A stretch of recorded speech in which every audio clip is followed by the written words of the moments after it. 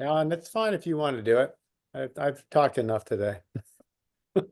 Yeah. All right. Well, I'm hoping that we have a couple of, well, we have Peppers here, right? Did I see him? Yes, you Yeah, did. I'm here. Oh, there we go. And then yeah, I hope Matt gets to join us. All right, so let's call the meeting to order at 6:35. Welcome to the or to the District Regional Agreement Subcommittee.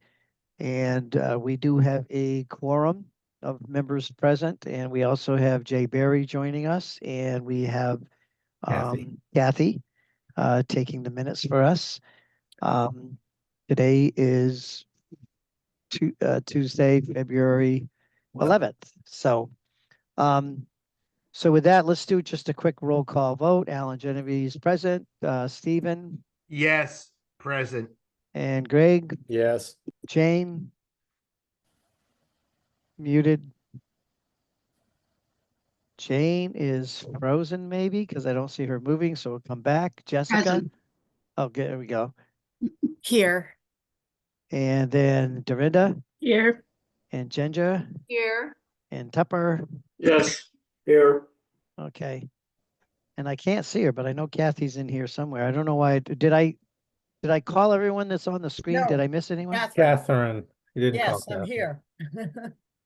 Can you see me? No, and let me try to expand my screen. There we go. There I am. There we go. There you. Oh, Catherine. Oh, and you're. I thought you didn't even have a tan coming back from Europe or whatever. Oh, no, Costa Rica. Oh, no, I was in the shade all the time. I make Yeah. sure. You look great. I think those are stress relievers when you get away and just, Yeah. have some fun. So good for you. That's great. We did miss you and welcome back. Thank you. All right. So with that said, we've called the meeting to order. The first order of business is we have the January 22nd minutes. I thought they were very nicely done. They captured, pretty much the gist of what we had. Did people have a chance to review them? And I'll make a motion. I'll Second. make a motion to approve. Second. Okay. All right. We have a motion and we have a second by Dorinda. The motion was by Griggs. Roll call vote to approve. Alan Genovese, yes. Stephen, Yes. Greg, Yes. Jane, Yes.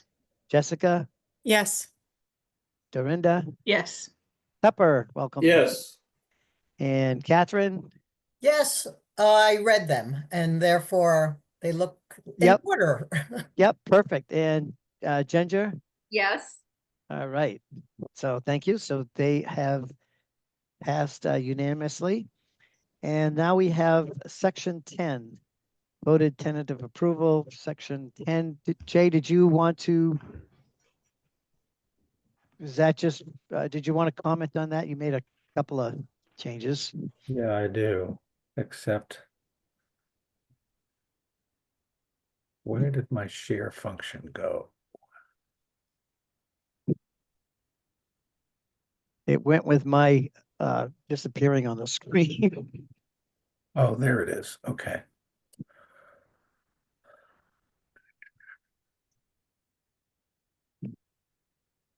Catherine looks just way too happy. I love the smile. Grab your hand. Is that your hand is up, Catherine? Did is. you want to say It something? is, Yeah. Because I just had a question, but I can wait until Jay's ready. It's a question about the number 2, the approval process. Okay. And is that approval of the amendment by 2/3 of the member towns at a town meeting? Well, let me start it. Can I start at the beginning? Sure, absolutely. Sorry to jump Yeah. in like that. So can everybody see this? Mm-hmm. Okay. So throughout the process, we've been using the heart or a document from a few years ago as a base. And in many instances, it's been a help. But sometimes we're finding that it's not the best template to use. So in light of all the questions that, understandable too, by the way, that we had last time about this section, we went back and kind of recreated section 10 using a variety of different models. So this is sort of an amalgam from different previously approved regional agreements. And also the other thing we tried to do here is just make the writing and the approval process a little bit more clear. There are places where your input's important. So the town's adopted in the following manner, initiated by a request by the two methods defined in section 9. So those two methods are actually an A1. I put the A1 is in red there because it's a correction I made today. And so that basically means a 10% vote from the town or the school committee, okay? And then the amendment follows the process described in 9A2, which is something we talked about last time and you've already approved it. And it's about the fact that the amendment goes to the committee and the amendment is developed, and then it goes to the Department of Ed for preliminary approval. And then finally, and then after that step, it's shared with the select boards and goes to a vote. So that's what 9A2 refers to. The proposed amendment must specify the town's responsibility for existing capital debt borne by the member towns and the new member town's responsibility for OPEB upon admission to the district. Okay, so that's pretty important. And also that it needs to define how the school committee composition changes. Okay, staying with the process or the concept that you've already approved in section 2, which is biennial state elections, district-wide elections with residency requirements. That's what that refers to. Okay. Previous debt, OPEB pension liabilities of the new member town remain the sole responsibility of the new member town. So the district doesn't take on any other debt than their own, which is also important.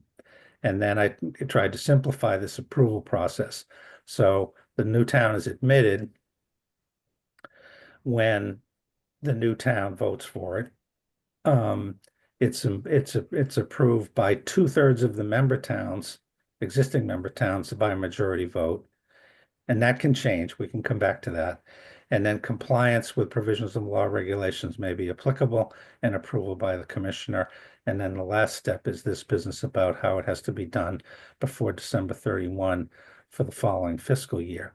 So having walked through that now, if you have comments. Yeah, I have a question, if I may. So Jay, you can see hands up, so why don't you just recognize people Yeah, as you Tupper, see go them? ahead. In the third paragraph, it provides that, as you said, that the amendment shall specify the new town's responsibility for debt and for OPEB. But on what basis are those determinations made? Is there any effort anywhere in the agreement to specify how those specifications are to be made? That can all be left for to be defined in the amendment. It doesn't need to be defined now. Remember that when a new town comes in, you're going to have a pretty significant amendment to your existing agreement. And that amendment will define how those things happen and what those costs are. And all right. Yeah. It seems wide open, but I guess what you're saying, that's intended, that there's not meant to be any Mhm. determination. Yeah, I mean, at you this don't point. know whether it's a big town or a little town. If it's a big town, they're going to take on more of the debt. If it's a small town, they're going to take on less of a debt. So leave all that all to the when it happens, and then the amendment committee can figure that out. Yep. And don't forget that Jane had her hand up. Okay. So the idea is if the applicant town doesn't like the deal, they don't have to take it. No, they don't. They have to Right. vote to approve it. Right. So you could, the committee could be pretty harsh at that point if they wanted to. They could have the new town take on large amounts of debt, whether or not it really relates to its membership or not. It's Yeah, that would- highly unlikely. That would, I don't see that as being a concern. I think that's not realistic. All right. The amendment committee is going to have representatives from the proposed new town and the existing town, and they need to work together to come up with something that's going to work for everybody. I've been on one of those committees, and it's not a situation where one group can take advantage of another. Yeah, I agree. I mean, if they want it to happen, people are working together and, you know, so. Jane, do you, Catherine, I'm sorry, I said Jane, Catherine. I'm back to my question, and sorry for jumping right in earlier. On number 2, the approval of the amendment by 2/3 of the member town, is that at a town meeting? Yeah, 2/3 of them each by a majority vote. Yeah, and perhaps I You know should what, put that. folks? May I say something? I'm sorry. We're stuck in the trees Someone and was you already can't talking. see the forest. Someone I'm was already- sorry. Yeah, I'm someone just, talking. So Leiden is slowly extinguishing itself. Pioneer Valley, Berniston now faces almost a 10% increase. Montague Gill is now struggling to even financially stay afloat. And we're sitting here debating minutia when none of you can see the forest. You're stuck in the trees. I'm sorry. This Okay, is so horrible. Catherine, You back to should your be question. ashamed of yourself. I just added that it is at a town meeting. Yeah, thank you. Okay, fine. Let me log off. I can't stand this. And you can, one of the things I was Bye. wondering, I will speak to Mr. Genovese later. okay. So the other thing I was wondering is if people wanted to comment on the 2/3 standard here. So you're admitting a new town. Is 2/3 what you want? Do you want more than that? Do you want it to be all, is that comfortable?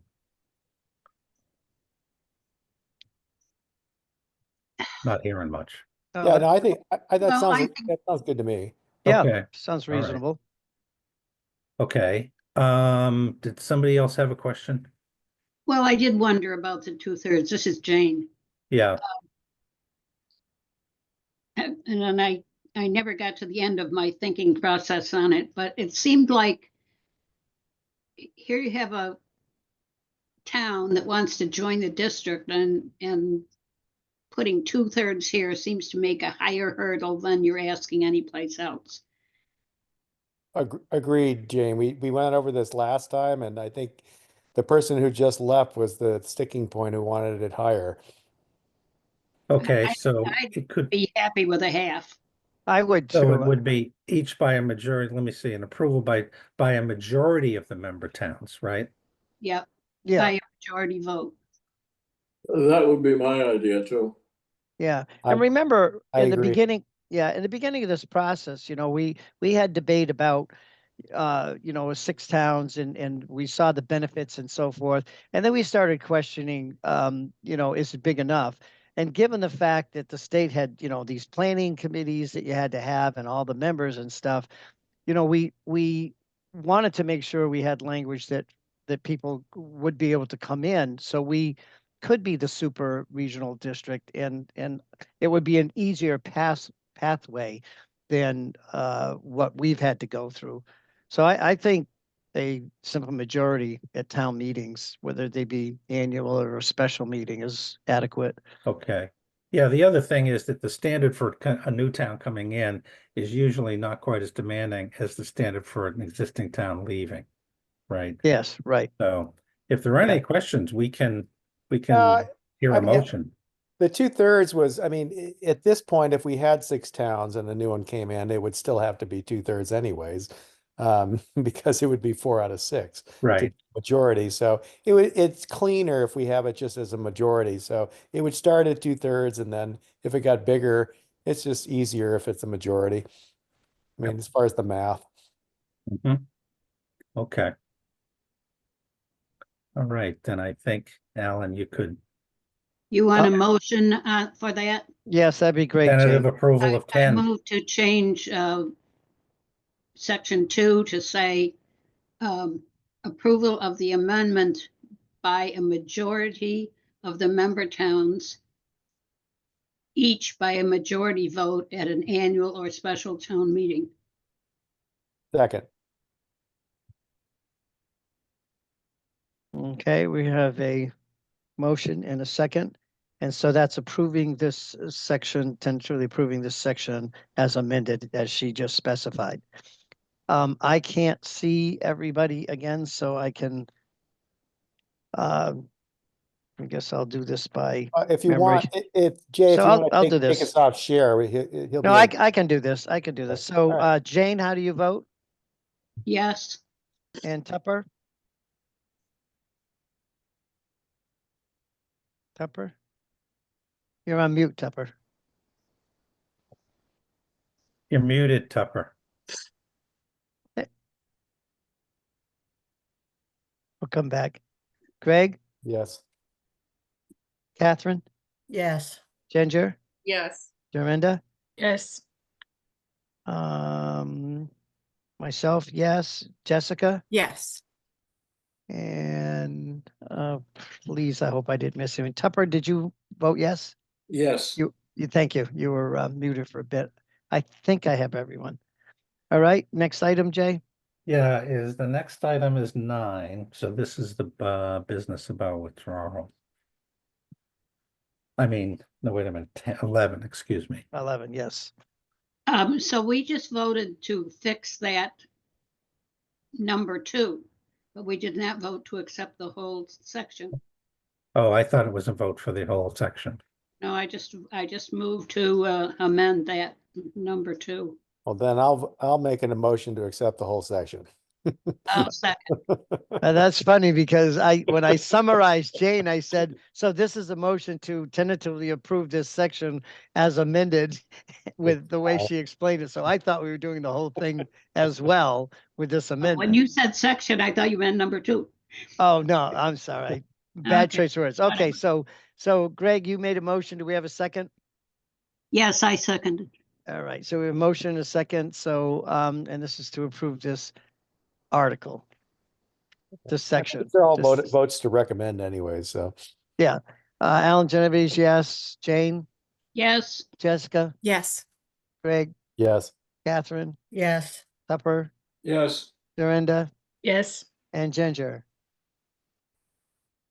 Is muted. Yes. Thank you. All right, so that's unanimous. Now, section 11.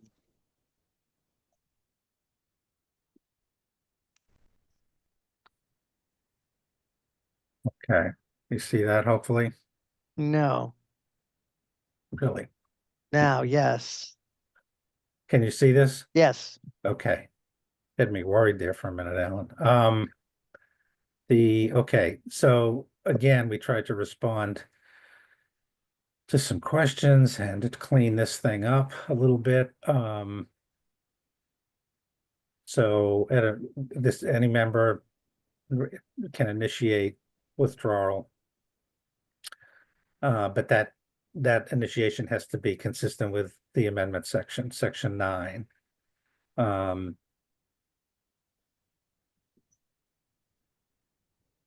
The committee draws up an amendment, which is kind of an important step for the withdrawal of the petitioning town. The amendment follows the process outlined in section 9(2)A, which I explained earlier, so that it has preliminary approval from DESE. And the select boards then include this on the warrant for the next annual or special meeting. The town seeking to withdraw shall cease to be a member at the start of the next fiscal year if the amendment is approved by first, a majority vote approving the amendment, defining the withdrawals by the town seeking to withdraw an annual meeting. So majority vote by the withdrawing town. Majority vote approving the amendment by at least 3/4, and we can comment on that, of the remaining member towns at an annual meeting, which then the remaining number would be 5, most likely. And the commissioner. An existing member may withdraw, provided all requisite approvals. That's the December 31st deadline. So then you get into these limitations. And there's an entire section here that you can delete or not, depending on how you want to do things. So the town that leaves, it remains liable for any unpaid operating costs. This is a standard part of the withdrawal sections in most agreements, but I would add that it's very unusual for operating costs to still be something that are hanging out there, because you usually wrap up a fiscal year when this kind of thing happens, and it happens very seldom, by the way, if ever. So, but it's stated to protect everybody. The second thing is that the town is obligated to the district for its share of OPEB costs and pension costs. And we borrowed some language here. So it's calculated. So you want this OPEB thing, if it can be, if you think about way into the future here, the OPEB number could be a pretty significant number. So that's why there's language here about an actuary. And if they can't agree to an actuary, then the district appoints one, and they do the actual calculation. But there are some guardrails or some standards for that calculation. It's computed by the ratio of the withdrawing town's enrollment to the total enrollment of all towns for each year. So this is a running average. Each year, the town was a member of the district. And the withdrawing town's share of liability shall be the average of the enrollment of prior years and the total average enrollment of the district. The enrollment used shall be the October 1 number, which is important. You're not using foundation enrollment, you're using October 1, okay? And the committee and the withdrawing town may negotiate the manner in which the OPEB and pension costs shall be paid to the district. So So the I have a amendment- question on that the paragraph. amendment, let me get through all of this before we. All right, fine. All right, sorry. The committee and the withdrawing town, that leaves it open for the amendment to be negotiated by a committee and figure out how they're going to do that. And then the third section is regarding outstanding capital debt. The town that's leaving remains liable for its share. So this is like imagining if you built a new middle school, okay, and there's a lot of money, a lot of debt. The town remains liable for its share of principal and interest as if it was still a member of the district. Again, standard language, because they were there and they voted on the bond, they voted on the project, and they can't get out of that, okay? The town's liability going forward is fixed at the percentage at the time of withdrawal. And the committee and the town negotiate in a manner in which the share of principal and interest shall be paid to the district. Withdrawing town also has the option of making a lump sum payment at withdrawal, and that lump sum obviously would reduce or eliminate the liability for future debt service payments. And then a general statement that all expenses related to withdrawal are paid by the withdrawing town. So if you get into a legal issue or there are other costs, that falls to the withdrawing town. Now, the next section in yellow, I'm sorry to go on so long. It comes from another regional district, been in existence for a long time. And like the proposed district here, it has a lot of towns. And there was an issue where a town or two were interested in withdrawal because of a controversy. And they wanted to be a little bit open-minded about letting a town go if they really wanted to. Why keep somebody if they don't want to be a party to the organization? And so this option lets somebody go. They can withdraw without a committee vote. Okay. If they come across with all of their bonded and other indebtedness paid in full, and they've reached an executed written agreement with the district regarding those payments, around OPEB, other pension liabilities, may withdraw from the district by their majority vote in their town meeting. Okay, said withdrawal to be effected upon the completion of the fiscal year. So it's pretty, I'm not sure you want to keep this, but we just wanted to show it to you. So it means that if they pay everything they owe you, they can leave if they vote to do so, and the committee doesn't vote on it, and none of the other member towns vote on it. So it's really, the spirit of this is really about letting a town go that really wants to go. And they're going to be an unhappy member if they stay. So why not make it a little easier? Now, the challenge, of course, is they got to come up with a boatload of money to get out without this vote of the other partners. So Only if the district has indebtedness. so that's something you can include or not. Upon the date of withdrawal, consistent terms of office of all members of the committee. Okay, this is the members from the withdrawing town. Their representatives terminate, and the total membership of the committee is revised according to the method for committee composition in section 2. So you got to stay with district-wide elections with residency requirements.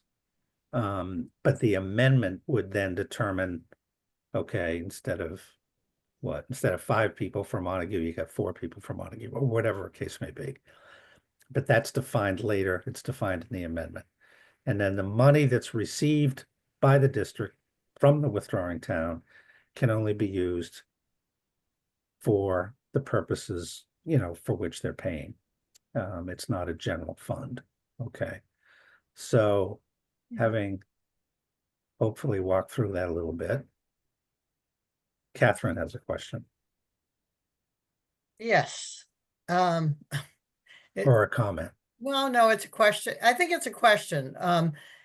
When you say that in this number 4, and you say that an executed written agreement with the district, who's the district that executes that written agreement? I mean, I understand what the district is. I understand what a written agreement is, but if the committee's not involved. Well, that's what it means. It could say the committee.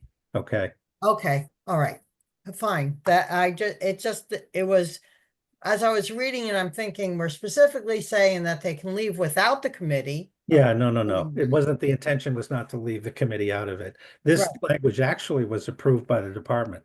But we could change that term to committee instead of district. Okay, But if you leave it, I would think carefully about leaving it in, because this concept about having a member town leave without the other towns voting on it is kind of, I don't know how you feel about that. I know how I feel about it. Tupper, you have a comment. Well, I don't know. Tupper? Yeah, a couple of things on this number 4. I guess I understand what the pros and cons are, but I'm a little bit wondering about the occasional runaway town meeting. And I wonder if we should require that they have a town meeting vote 2 years in a row, so that it just doesn't come up, quickly before a town meeting, and the town hasn't really had a chance to discuss it, or they have a town meeting with very bad attendance and you get a weird result, and then it's too late and they haven't got a chance to fix it. Yeah. I don't know if this has ever been done, but it strikes me that it might be good to make sure they really mean it. Well, yeah, it's not a bad point. So this language as I said before, is in a regional agreement that was approved by the department. It hasn't been locally approved, so it's kind of floating out there as an update. But we all know that there are town meetings sometimes where, because of special interest, the attendance is loaded one way or another, or sometimes things are approved because there aren't many people there. So I understand that. If it's 2 years, if it's a second year that you got to do it, then it puts more of a delay in the actual withdrawal. But it could, I suppose it could be done. Jane, do you have a question? Couple. I'm off looking up something else because I'm wondering what the current Pioneer agreement lets the member town decide to withdraw as long as their indebtedness is paid up. And I was going to bring that up so I could read it to you. Anyway, on number 2, majority vote approving the amendment defining the withdrawal by at least 3/4 of the remaining member towns. I want out of this region, and the other towns are going to decide whether or not I can leave. Yeah, well, that's right. Yes. I don't think that's right. If I want out, I should be able to decide that for myself, and you shouldn't be able to veto it. So I was wondering, is there a way that there could be both pathways, that there's one way which is above, and then if a town really wanted, to leave, it seems to me that it'd be an arduous process, even if it was a runaway town meeting, and Pepper brings up a good point there, because they then have to come up with, and it would likely be a ballot vote to come up with the money to pay their obligations. And if that didn't pass, they'd have to, well, it would fail. And then that, I think that would negate the action of the town meeting, because it would have to be contingent upon the funding. So I don't know how that would happen without a ballot, going to a ballot. You're talking about, you went back to number 4 down at the bottom, right? I did. I'm sorry. That's Bad okay. transition. I'm the one who changed the subject, and I apologize for that. I'm not reading 4 the way you are, Mhm. because it's saying that the member town can withdraw as long as its share of the district's bonded and other indebtedness has been paid in full. When you left the Pioneer District, there was no indebtedness, so you didn't have that problem. And as far as the OPEB and the pension liabilities, the way that's laid out here, that's going to be an annual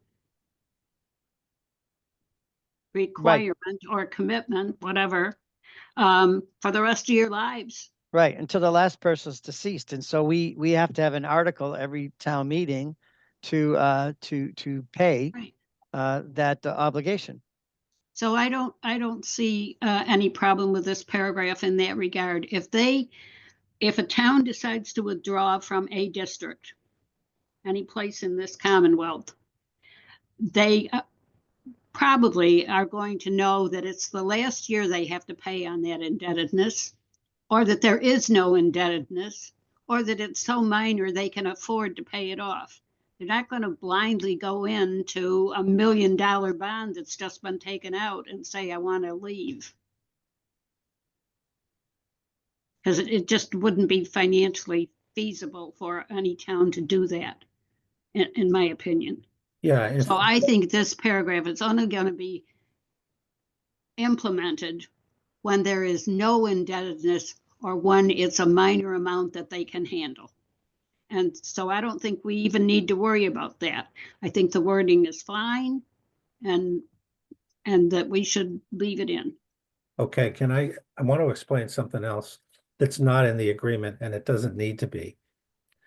But if a town in a regional district, and I'm going to use the word rural, okay, in a rural setting, decides that they want to leave, one of the things that they have to do for the Department of Education is they have to develop what they call a 5-year plan. So I don't want to name names, but so a small town is going to withdraw from the district. They've got to think about things like hiring a superintendent, a business manager, a special ed director. They've got to figure out where their kids are going to school. They've got to staff the schools. They got to figure out how they're going to meet the responsibilities for middle and high school education. There's a lot to do there. And it might well be more trouble and more expensive than leaving. So leaving a district in a rural setting is a tough journey. So I just wanted to point that out.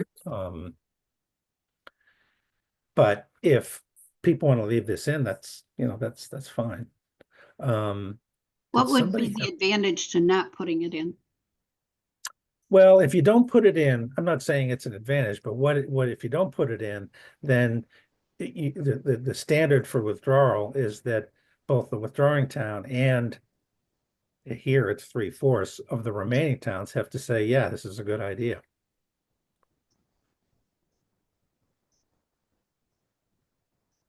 Well, I don't think the other town should have anything to say about it. I Well, think number 2 should be deleted. it's a big change to the district. Yes, it is, but Most, I would, it's like I'm sorry, I missed that last point. I don't know what example to use. A lot of withdrawal sections that we've done just have this 1, 2, and 3 is kind of the standard process for withdrawal. We've only seen this number 4 once. That's an unusual procedure. Most of the time, the withdrawing town and the other member towns vote on the amended agreement that allows for withdrawal. Yeah, Because it changes your assessments, it changes school committee representation, might change your state aid numbers. There are implications for withdrawal. Tupper, do you have another point? Yeah, I have, on that subject, it strikes me that what is being suggested, if you eliminate number 2, is that a large town in our proposed district, or maybe 2 or 3 smaller ones, can at will break this agreement. It's a sort of, a termination provision. And ordinarily, when you make an agreement, you mean to keep it. Right. And so I agree that getting out should require some pretty stiff, should have a fairly high standard. And that's why I think we ought to keep 2. I think 4 is fine because although it makes me a little nervous for the same reason. But I wanted to ask about paragraph 2 and paragraph 3 in some perhaps tree-like detail. You explained that in 3, the idea is that if a town votes for a capital expense, it's stuck with it. Yes. And I want to make sure we really mean that. Because if you have a district with large towns and a small town votes for the building of a new high school, for instance, and the funding of it, and then 1 year later leaves, and it's agreed that it can leave, everything else is appropriate. I don't understand quite what the equity is, why it should be saddled for a long, long time, probably 20 years or 19 years, with paying for a building it's never, ever going to use. Yeah. So that's a harsh provision, Well, maybe intended so. no, but the it is a Congress- harsh provision. I mean, I can answer that. I mean, your assessments on the other towns are going to go up. The debt load, it's going to be shifted onto the other towns. And if that town voted prior to take on that debt, according to the apportionment, to shift it over and then not have to honor that commitment is pretty unfair to the rest of the towns. Yeah, the other thing that probably Steve could talk about more effectively than I if he was here, but the borrowing that happens on a capital project involves documents that are generated by bond counsel, the obligations that go along with the bond, and the debt that needs to be paid.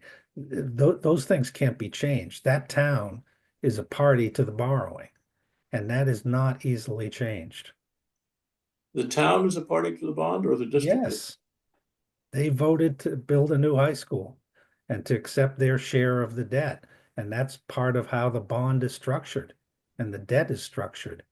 And that's not easy to change. Well, I'm surprised. I would have thought that the district was the party, but okay. In number two, a similar kind of, Can I go back to your point earlier, Tupper, for a minute? Because I think it's important to keep in mind. yeah, You were saying that in a sense, this number 4 is okay, but you worry about it for the point that you raised earlier. And one of the things, and I think that's very good. If this district comes to fruition, the OPEB and pension liabilities and other indebtedness are not going to be significant for several years, in fact, for maybe 5 or 10 or 15 years. So in a new district, this is going to be a much easier option than it would normally be in an established district, where all of those costs might come up to even $2 or $3 million for a small town. So I think you're very right to point that out. You'd have a new 6-town district, and for the first few years, this would be a very easy gate to walk through for a town that wanted to leave. But I interrupted you. You wanted to make another point. well, it was along the same lines. In paragraph 2, there is a fairly complicated formula for Yeah, determining the responsibility for OPED. Yep. And I hadn't focused on the thought that OPED could be small to start with, because I know in our town it's enormous. It's a number beyond any realistic comprehension. right. The formula determines what the ratio is based on enrollment. So imagine it's like for a town 10%. And then it says that the withdrawing town share of the district's liability shall be the average of its ratio enrollment. And oh, wait a minute, I've got it wrong. Let me see if I can find where I was. What I'm getting at is that the formula seems to make sense for a town that was in the district from the beginning. But imagine a town that's didn't join for, say, 10 years, and then it joined it for 3 or 4 or 5 years, then got out again. Do we mean to say that all of the OPEB that was developed before it was even there is now a liability on a percentage basis for the withdrawing town? No, because I think that's addressed by the phrase prior years of membership. Right.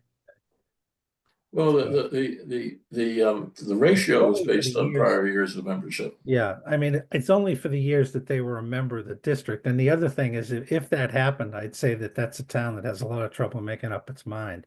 But yeah, they'd only be liable for the time that they were in.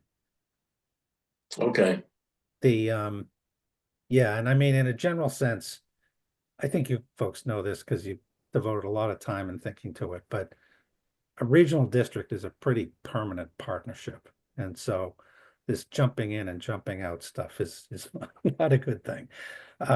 Dorinda, you had a question. Yeah, where it says enrollment, does it need to specify foundation enrollment? Or No, it's October is that 1. head count?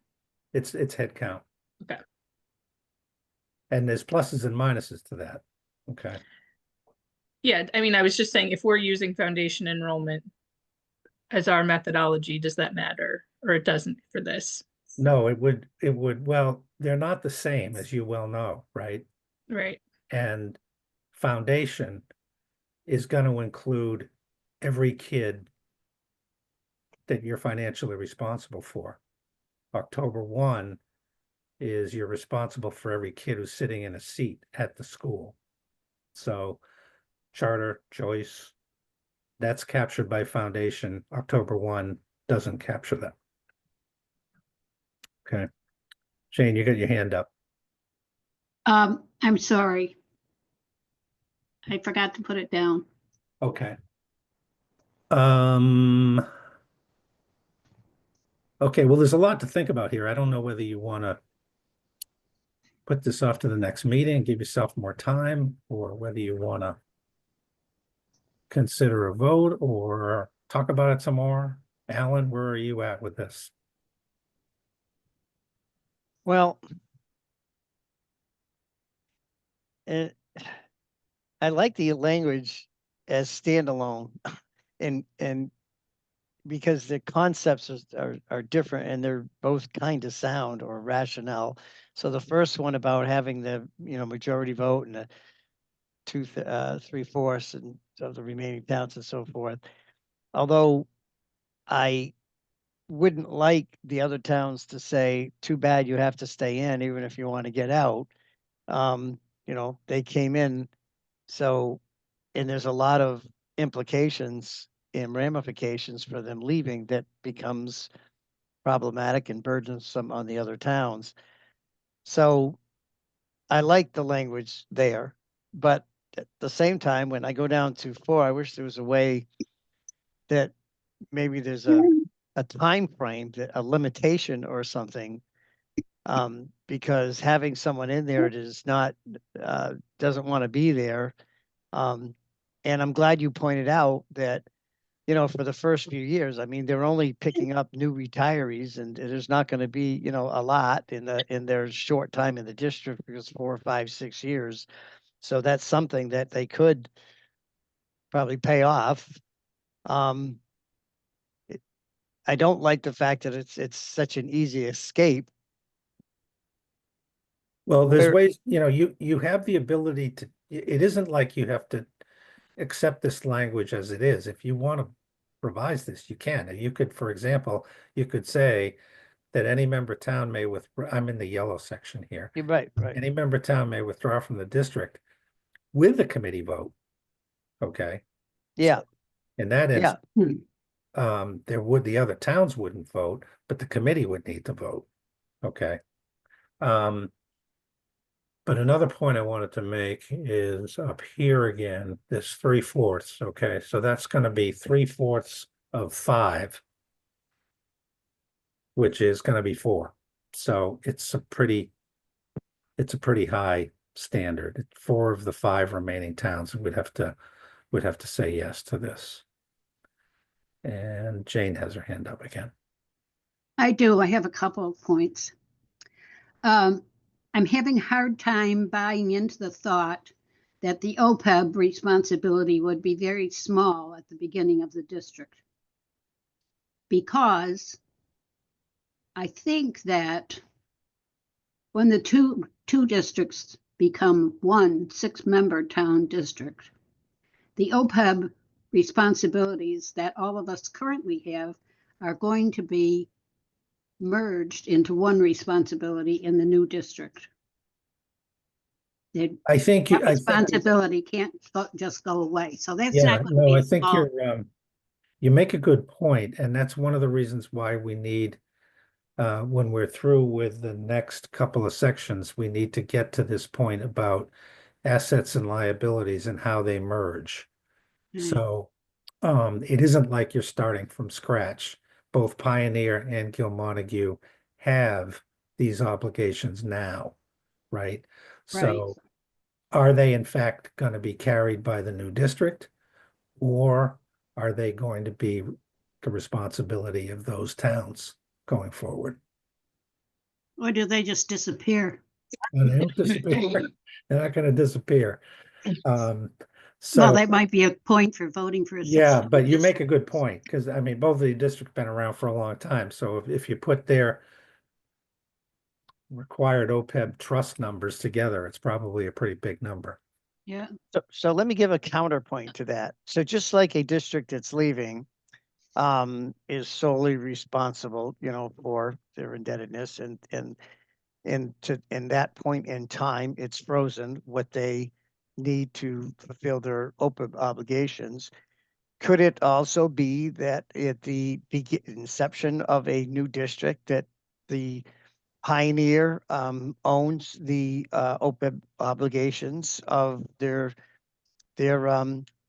retirements, post retirement benefits, and Gil Montague owns theirs, and that's I'll say frozen in time as they go forward. That would continue in those respective districts, and then there'd be any new retirees that would be the third. Yep. can I Hey. respond?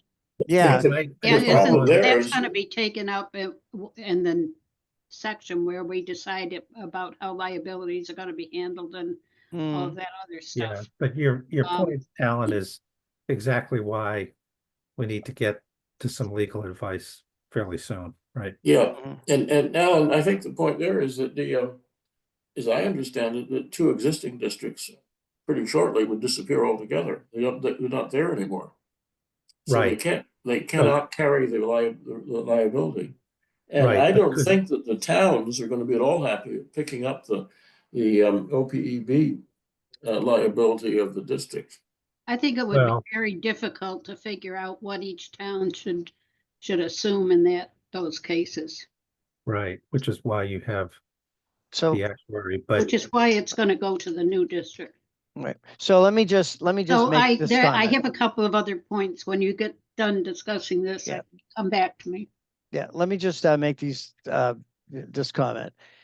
One, we're looking at the having a shared attorney. Warwick already said yes to the Dupre Law Firm.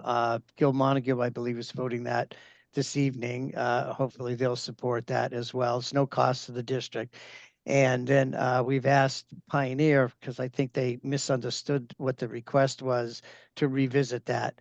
We're asking as a option to have the Six-Town Regional Planning Board, when they meet, consider having the law firm of the Dupre Law Firm do only a technical review of the document. So that would be to see if it complies with state law regulations and so forth. We also, as Jay has alluded to, we're going to need an attorney that is focused on the assets and the transfers and so forth of property and those things. An attorney will have to address that. Attorney will have another one, or perhaps the same one there, will have to address the legal language that would have to go to the legislation. So there are some legal things that we're going to have to start moving along as concurrently with the work that we're doing. So some of these things that we're kind of throwing around ideas, we'll probably get some pretty sound options that an attorney will ask us to consider. Jane, did you want to finish? Yes, back to number 2 again. If you won't take the whole number 2 out of there, then I would vote for a majority. 3/4 doesn't make sense to me at all. So Can that's you my say why? comment on. Pardon? Could you say why? because I think it's too high and I think it doesn't make sense with a 6-town district starting out. You might as well say all the rest of the towns have to approve. Well, Uh, don't I, minimize. but I'll go back to my original point. If a town wants to withdraw, I don't see why the other towns have the right to say, no, you can't. I want to get my driver's license. Does that give all you guys the right to say I can't go and try to get it? It's up to the You're state not- to not give You're it not to in me. a partnership with your driver's license. Good point. Maybe you should have. We have to Right. share the road. But the other, I was thinking more about your point about if in the event that all these existing OPEB numbers carry on to the new district, it's almost a neutral factor. And in fact, it might even be a positive factor because it makes this section a much more serious proposition for somebody who wants to leave. Okay. So And I'm also not number sure- two, I'm not sure that I know this might sound funny, but I'm not sure it matters for this language, but I know it matters in a big way for the towns and the district, but I'm not sure if it matters for this language. But don't minimize the significance of a withdrawal. It's kind of important. Ginger? Well, let's look at it this way.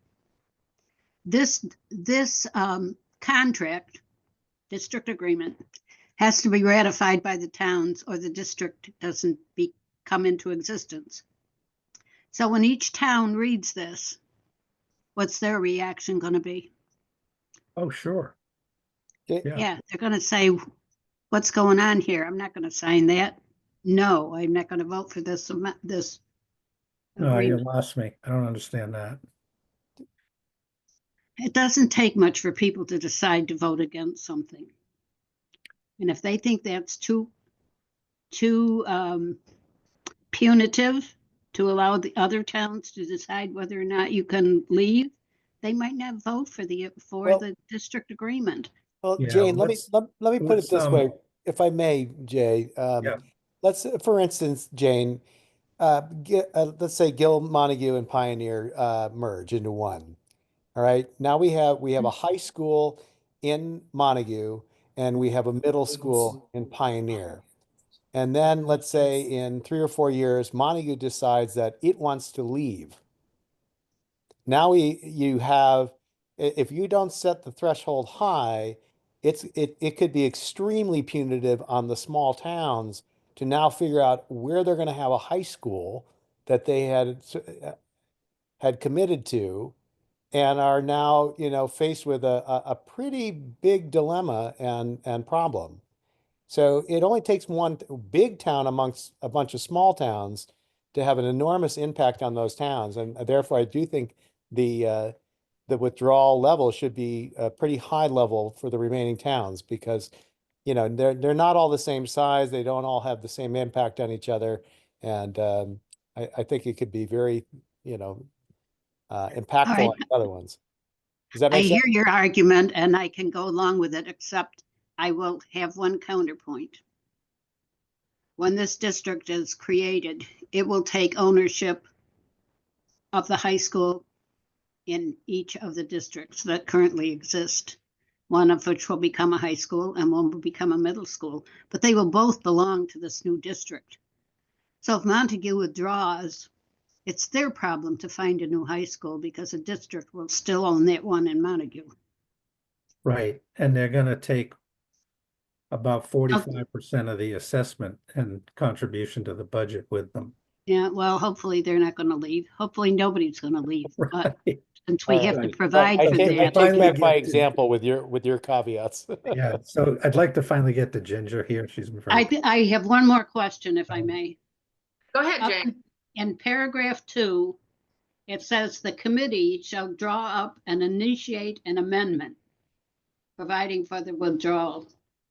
I think there should be a time attached to that, so it can't be just put on the table and then postponed to the next meeting, tabled to the next meeting, tabled to the next meeting, and it doesn't happen. It's I usually know done, that's Jane. paranoid, I know, but Yeah, well, frankly, I think it is paranoid. Um, the way that's done is that the committee forms an amendment committee, okay? They don't do it. It's they have people represented on it, but there's an amendment committee that works out the amendment. And I would advise you not to put a timeline on it, okay? so if they take 2 years to form a committee, that's okay. It's gonna, a thing like this is gonna take some time. This is not gonna be done quickly. No, I'm not talking about how long it takes. I'm talking about forming the committee, that I think there should be a date. Well, we can And, see. and if it we can doesn't pull even those. say that they're gonna appoint a committee to do it. It just says they're gonna do it. Yeah. Would it be okay if we finally got to Ginger? Sure. Thank you. Well, you're not gonna like this, but I agree with Jane. It doesn't matter. You've had your hand up for a while. I mean, people in town really like their autonomy, and are we gonna be all these tiny little towns with our own autonomy or not? I don't know. I mean, that's kind of the whole point of the New England town. Which Okay, I kind of, so but yeah. I understand that. I hear the arguments opposed too, but and so I'm not sure I understood your point. well, I guess I tend to agree with Jane that another town shouldn't have anything to say if one town wants to leave the district. Yeah, I don't advise it, but okay. Who else has got a hand up? Anybody? I'm sorry, I'm still struggling with this paragraph B2. B, And maybe the simple way to ask the question is whether it is envisioned that when a town leaves, the OPEB and pension costs are fixed at that point vis-a-vis the leaving town? Or is it expected that the leaving town will participate in those costs, the liability for those costs, down the road as the years go by? let me see what this I mean, says. they grow. They don't stop at any point. They continue growing.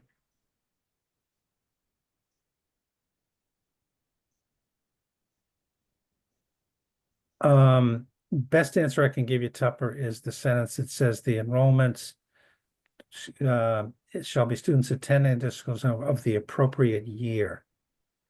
So the intention here, as I understand it, is that there is a fixed point with this. Okay. So on the date that they withdraw, they're responsible for these costs up until the date they withdraw. Then that number is calculated, and that's the end of it. All right. Well, I would recommend that you tell the lawyers that you were talking about that that's what was intended, and see if they think this paragraph sufficiently provides for that. Okay, well, I'll make a note here that we want to clarify that OPEB and pension are calculated at a fixed date. Okay, Yeah, thank you. okay. Greg, Well, I mean, correct me if I'm wrong, but the whole point of paying out the OPEB is that they're going to have actuarials run it out into the future to its logical conclusion, which then the town is going to have to pay out. And the whole point of that is if they pay it out at a fixed date, which is based on the future projections, then you can't go back to a town in the future and say, well, you know what, we want you to pay more now. That's the whole point. Am I wrong?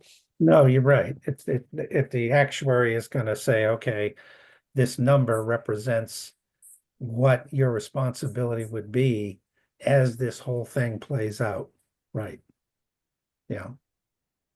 I don't know if I see it that way. And at some point we should probably let this marinate and put it back on the agenda because there's a lot here to think about. I guess and I'm thinking of Warwick, you know, we'll have an assessment and we'll pay that every year and we'll have an article in the town meeting. And that is for all the teachers that retired, our OPED obligation. And over that time, as they become deceased, that obligation goes down until the last one is deceased. So that will happen over time, but any new hires that happen in the district is not going to be the obligation of the town that left. Um, that's one of the downsides of you know, the new district. And you know, as people retire in this new district, the members continue to you know, pay that obligation. So I maybe I see it a little differently. May not be accurate. No, I think I've got a couple of notes here. One of the things is that at the next meeting, we'll have perhaps a more definite explanation of how the OPEB calculation addresses the responsibility over time. Perhaps a language change about making sure that it happens, that the calculation is based on a fixed date. And I have another point here about that Jane raised about, and we're not may not know the answer to this at the next meeting, but are these costs assumed by the new district, or do they go to the towns who formerly were members of the other districts? So we'll think about that and bring it back to you. Because it is something to keep kicking around here and thinking about. Yep. Do If have I one may, more the thing. answer to that might Can be I finish, simple. Jane? Jane, can I finish? Oh, yes, I'm One more sorry. thing on the agenda that I'd like to get to. And it's not a section for vote or anything. So I guess that's my suggestion on section 11. Jane, you had a comment. I just wanted to comment that I think the answer to that question might be simpler than you think, because companies merge all the time and they have OPEB responsibilities too. So somebody's already answered this question. Well, they have pension. They don't have OPEB, but I'm not sure I think they do have OPEB. but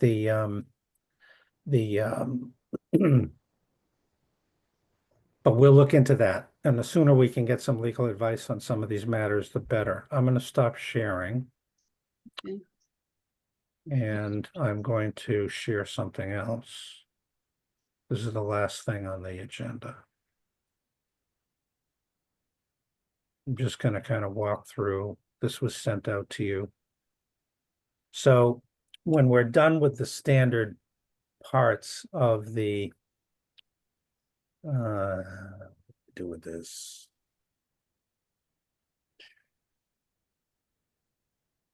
Hang on a minute. I'm wrestling with my Zoom.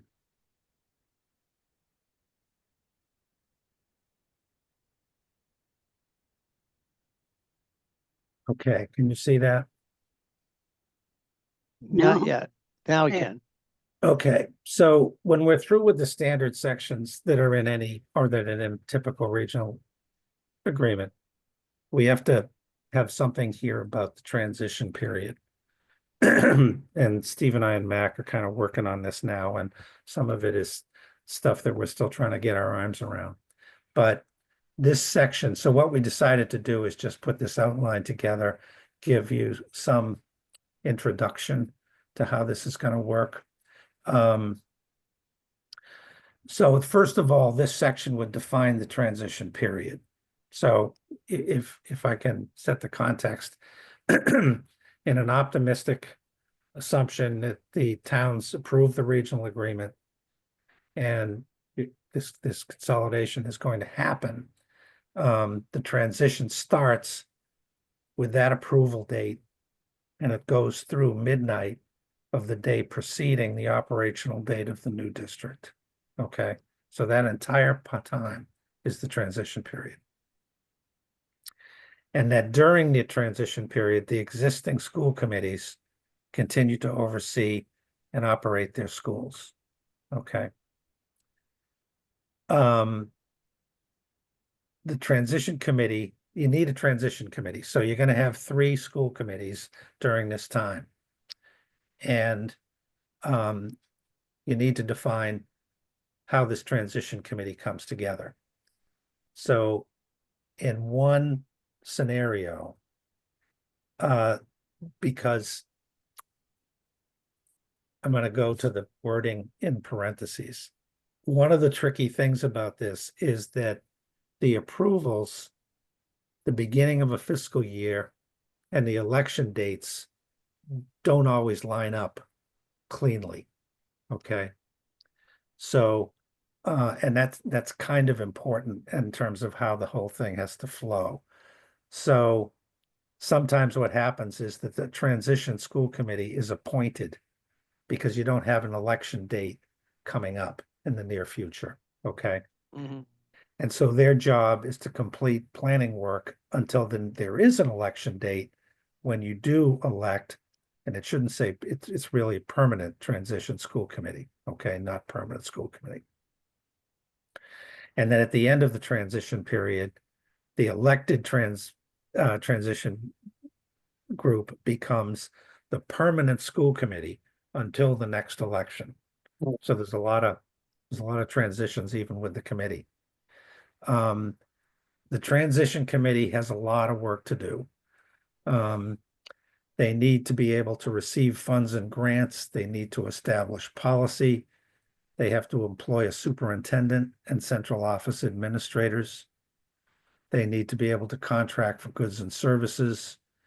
This is a huge one. They need to be able to negotiate contracts, particularly the collective bargaining agreements.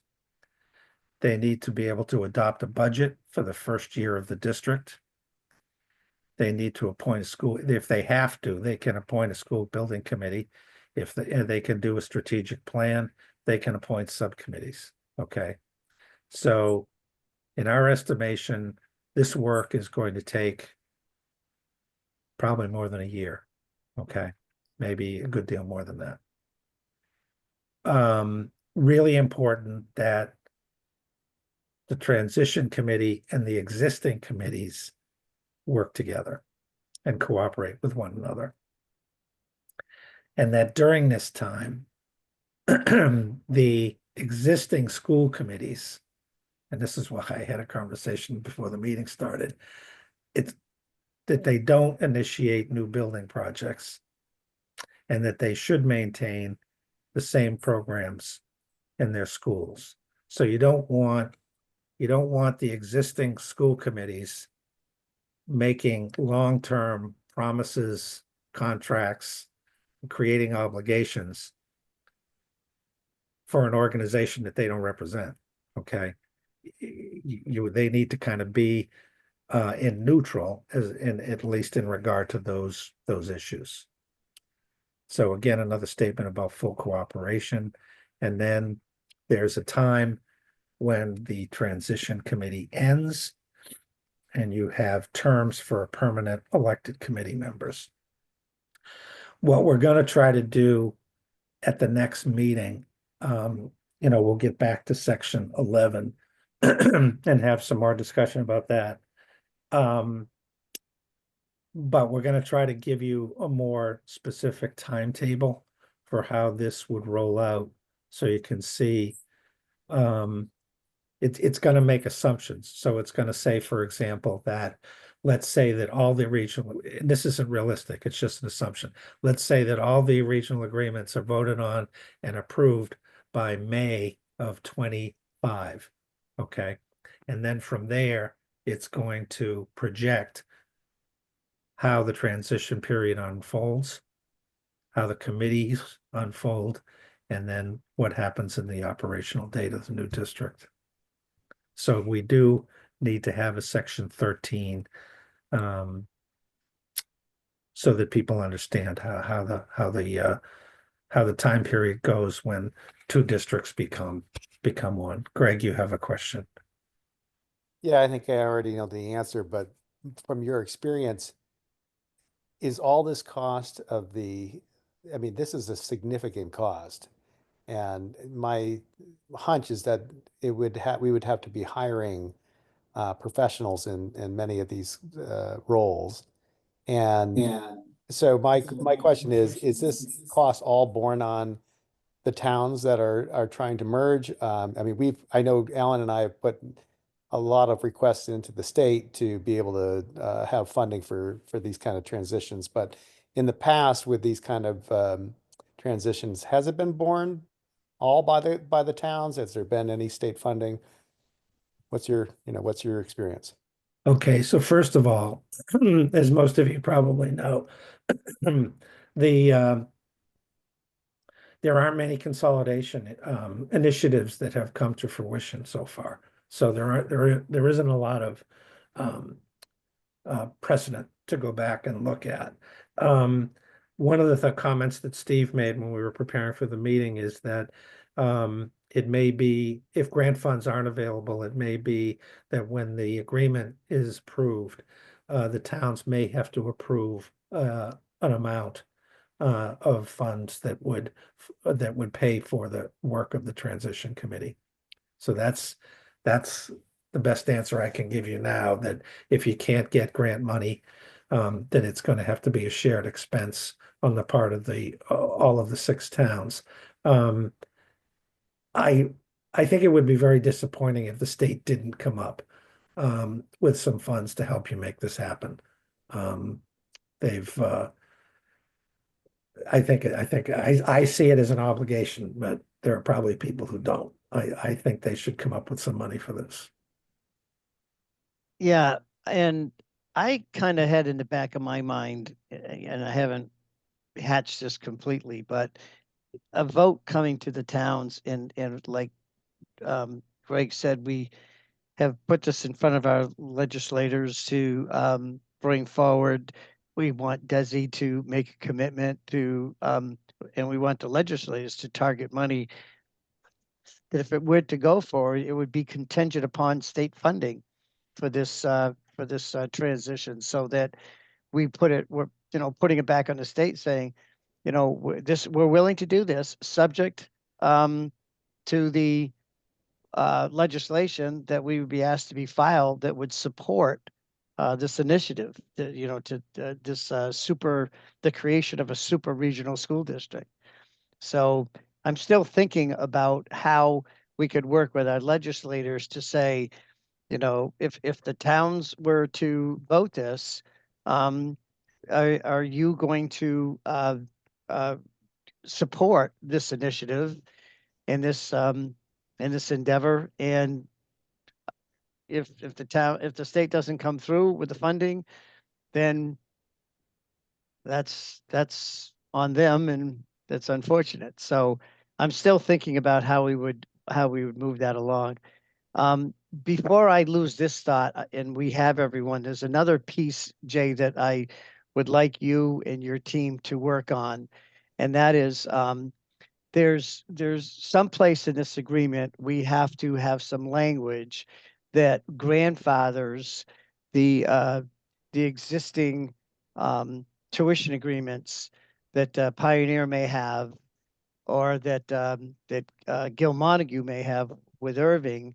And if there's, I had heard, and I think it's accurate, that if the present tuition agreement with Irving, that if Gil Montague would decide that they were not going to do that any longer, they had to give a 3 or a 5 year whatever notice ahead, so that they would have time to plan on where they might send their kids. So I'm not sure where your team feels that would go, but we need to address some kind of grandfathering language that honors those agreements. So you might want to ask both districts to see what those are and put that in your thinking when you're trying to develop Yeah, some if you language. can. So worked on this a little bit today. And let me just show you something if I can find it quickly here. Where the heck is this thing? That's 3, that's 2. Well, this might not be the exact thing, but let's try it. Yeah.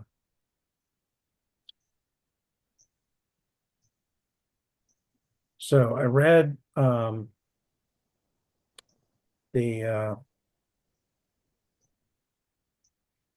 can you see that? No, yes. Yes, Oh, this isn't the right section. I'm sorry. We're running out of time if I can't find this quickly. Yeah, we could do this at another meeting. I just wanted the members here to know that, you know, we've had a couple of conversations about how we might address this. Yeah, I think I might have it now.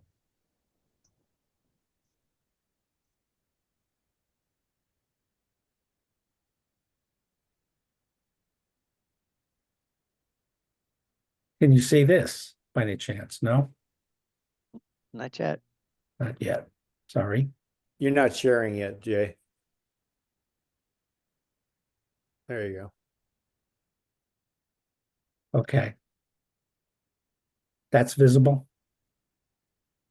Now it is. There's a slight pause before it becomes like a little. Yeah, I have a little hiccup in my Yeah. formatting. So this is where it would go. I read the agreement today, Alan, and this is where it would go. And in section B, you've already got language that says that you can take kids, provided that there are facilities for them and that there's an appropriate payment of tuition and it's recommended by the committee and the superintendent. So most of the time that's sufficient, but if you folks want more of a specific reference to the Irving agreement, it probably could be added. But this is why that language is there. And I just wanted to show it to you quickly. Well, I think I think we have to grandfather, and my thought is this: there's an existing agreement that we should honor that have been worked out in both districts, and so language that at least is specific to grandfathering this in the initial formation of the new district. Somehow, I believe we should capture that and honor that. So some then- kind of definite reference that the new district will in fact continue the agreement, not just that they can continue the agreement. Okay, Until it expires. yeah. You know, so whatever they have in play would remain in play until it expires and they Is can it, negotiate. has it been a long-term kind of permanent thing? Dorinda, Mhm. mute. Yeah, that's my understanding, that it's been a long-term thing, and then the specific number has a guarantee of so many years. Yeah, okay. And then they, you know, Oh, okay. And then redo and then they decide to renew or not. yeah. And have those renewals been sort of easily accomplished and so forth, or are they difficult? That's my understanding. Yeah, okay, thank you. Tupper has his hand up. Yeah, and this is probably more for another meeting, but just to raise the question now, it seems to me that the renegotiation of the bonding for the high school in Gilmontague is a possibly complex and time-consuming matter, and one that may raise itself a number of issues that we haven't thought of. I don't even understand what is being planned. Are we imagining that the non-Gilmontague towns would take up some of that debt? You don't have to answer that, but I don't even know that at this point. Yeah, I don't want to try to No. answer it. I think it is for another meeting. But what strikes me is that Gilmontague must have had a bond council at the time that building was built. Absolutely. It may be wise to go to that person and say, can you give us a thumbnail of what would be involved if we go through this merger, and what we're looking at in terms Okay, of time and complexity. That would probably be the person with the best knowledge of that. Yeah, Thank you. Dorinda, do you know how much debt is Gil Montague carrying on the Great Falls, Turners Falls High School building? I thought it was just about paid off, was my Yeah, I was thinking understanding. that it might be, yeah. Yeah, I think that the last one's this year Right. was what I think can it hits, double check that for the next I think meeting. it hits 20 years this year. I think that was what it was, right? 2005. If I'm That's Nice. another thing we need some Thanks. advice about. It's a Yeah, good. that would be perfect. Yeah, that'd be great. Okay, I am, I'm done with my part here, Alan, for tonight. Next meeting is February 26th. Is that right? 26. Can't hear you, Unfortunately- Alan, you're muted. Yeah, Sorry about that. Yeah, I won't be able to make that, but that's okay. Do it without me. I can catch up. I can't make that meeting either, just so it's on record. It's Jessica. Yeah. So we'll see, maybe at that point, Chris and Matt will and Michelle, so we'll see. But at any rate, this was a very thought-provoking meeting, a lot of good ideas. I think we've accomplished quite a bit. Jay, I appreciate your team putting together the thoughts that we had for the previous meeting and sort of clearing that up. As you noted, there's a couple areas that need a little more attention, so there's a good job. Is there any other business that needs to come that people have? I'll make a motion to adjourn. Second, Okay, all right, and it is 8 o'clock, so it's perfect. So we'll do a roll call vote. Alan Genovese, yes. Jane Yes.